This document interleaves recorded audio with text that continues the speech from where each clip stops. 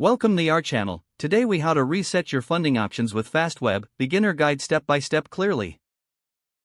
To reset your funding options with Fastweb, first, visit the Fastweb website. Log in to your existing account.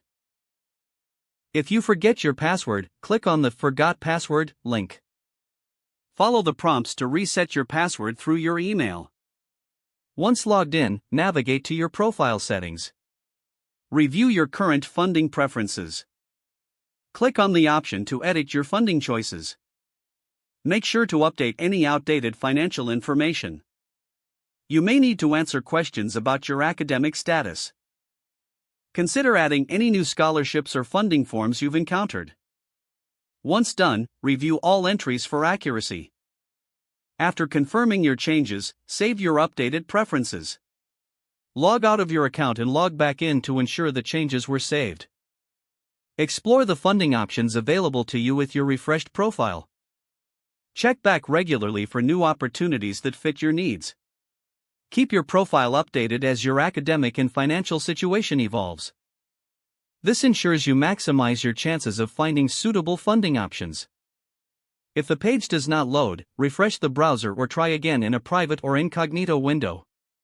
Make sure you are using the correct email address, then retype it carefully to avoid small typos. If your password is not accepted, use the reset option and create a new strong password you can remember. Check your spam folder for verification or security emails, then complete any requested confirmation steps. Enable two-factor authentication if available to improve account security and reduce unauthorized. After signing in, review your profile details so your contact information and settings are accurate and current. If you see an error message, note it down and try again after restarting your device and internet connection. Log out when you finish, especially on shared devices, to keep your account and payment information secure. If the page does not load, refresh the browser or try again in a private or incognito window. Make sure you are using the correct email address, then retype it carefully to avoid small typos.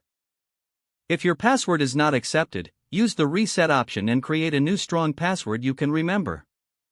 Don't forget to like this video and subscribe to our channel for more step-by-step tech guides.